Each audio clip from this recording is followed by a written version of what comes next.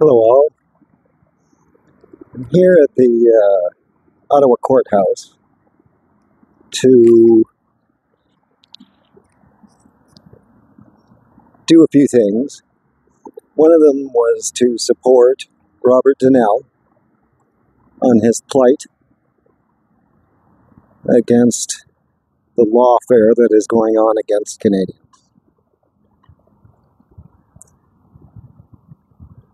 You can understand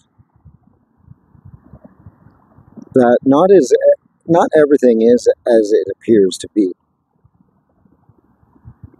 Canadians, I don't think we're ready for what has been happening in the recent years. I know I wasn't. Fortunately, because of my diligence,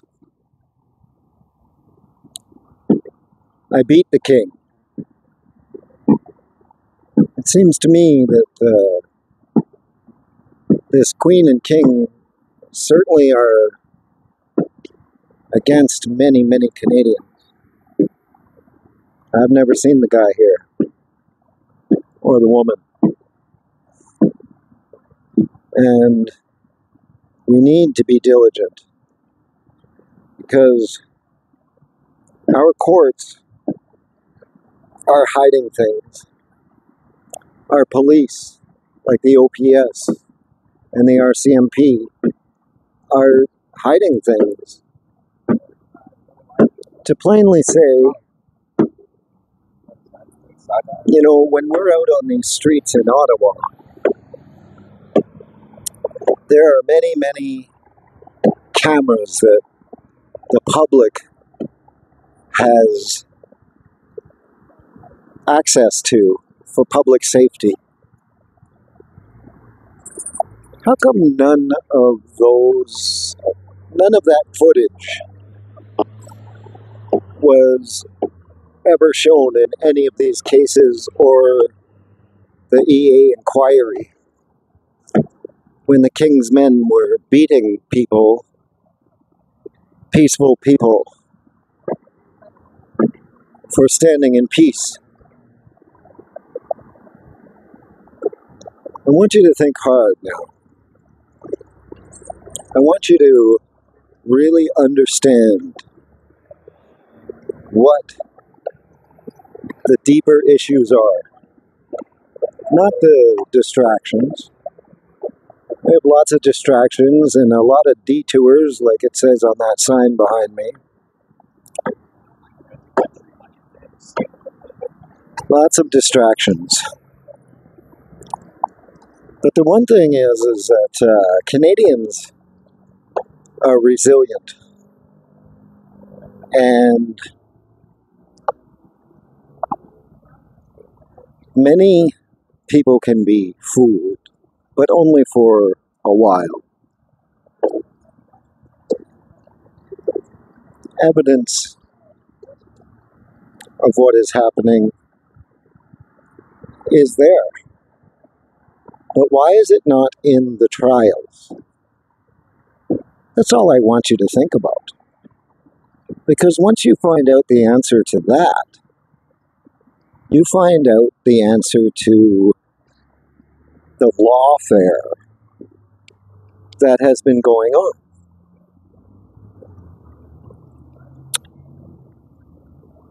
I'll be leaving Ottawa today. And take a look at www.peace-man.ca. I know it's a lot to absorb, but small solutions are not going to fix big problems. They want you to focus on little things and people, little people. I don't know who some of these people think they are, but not all that went to Ottawa to stand up for dialogue with our country um, were bad people. There were many that, in this political atmosphere, have been placed to do things to control the thoughts of people. So here we are in front of the Prime Minister's office and what's supposed to be the Privy Council. I want to bring attention to you this.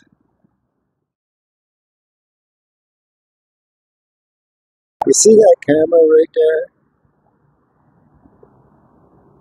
See it? See it's on a sidewalk? You see it? Now, I know for a fact that that camera works. It moves, it records, and has been in operation for quite some time. In the streets right here, right there, is where many, many things happened. Many things. One of them was me having my arms wrenched behind my back with dislocated shoulders and arrested for standing in peace in our country. Now, I have done ATIP requests, that's our access to information, for this footage. Because, you see, in order to get fair trials and fair information, everything must be presented that's pertinent to the cases. But that is not what's happening here. It's not what's happening here. And personally, I find it quite unfair. My first request for the footage of that camera, because you see there's many, many cameras. You can see them on this post right up behind me. Many cameras on this side of the street, which is Parliament buildings, and many, many cameras on the other side of the street, the Privy Council and Prime Minister's office. But they are exempt from our access to information on the grounds of national security. Public cameras owned by the City of Ottawa and the citizens here, put in place for public safety, was used in the emergency inquiry. That very camera was used, which gave me the camera name and number.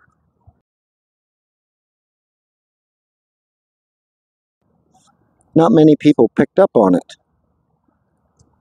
But why was it only used when nothing was happening? In all of these court cases, why none of this footage was shown? Not subpoenaed by any of the lawfare, or even spoken about by any of the witnesses. Expert witnesses, I might add. This is the trick. The trick on Canadians that's happening. Canadians came to Ottawa to voice and to get dialogue because of extraordinary measures being put in place in our country. And those measures were hurting people.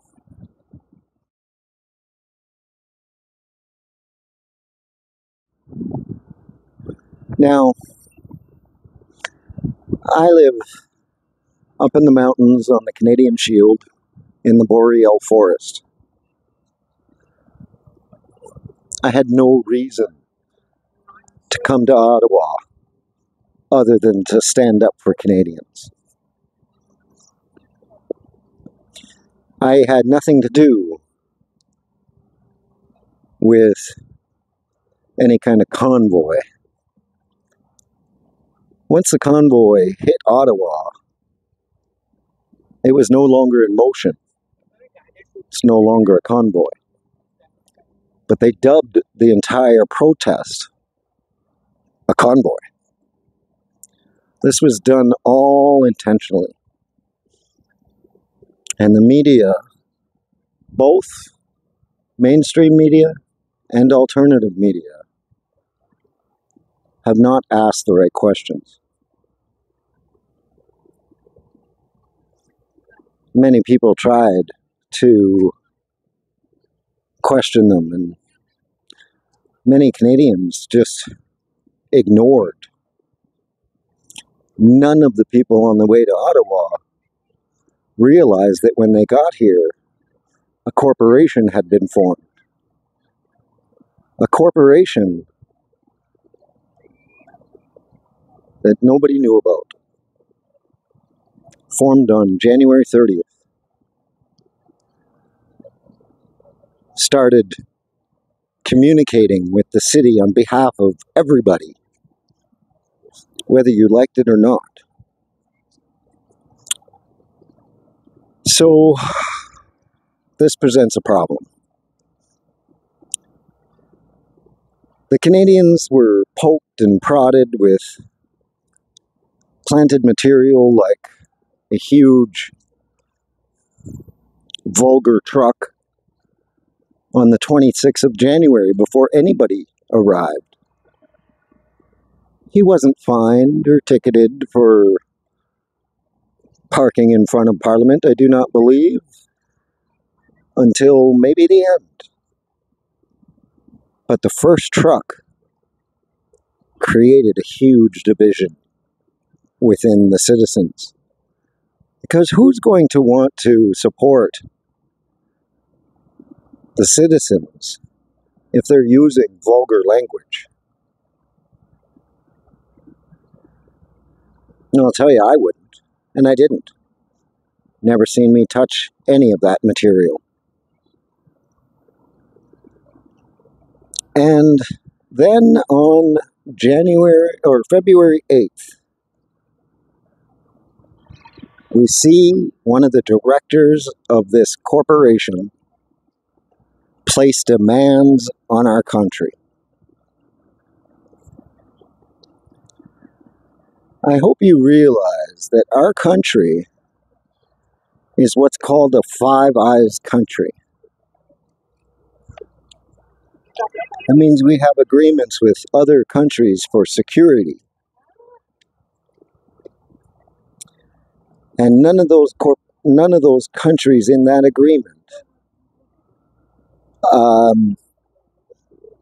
are even to recognize any demands placed on those countries from corporations.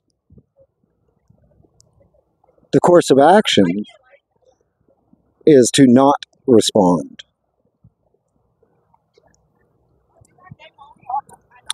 And so they didn't. They did not respond to the people, but it certainly gave them the power to do what they did.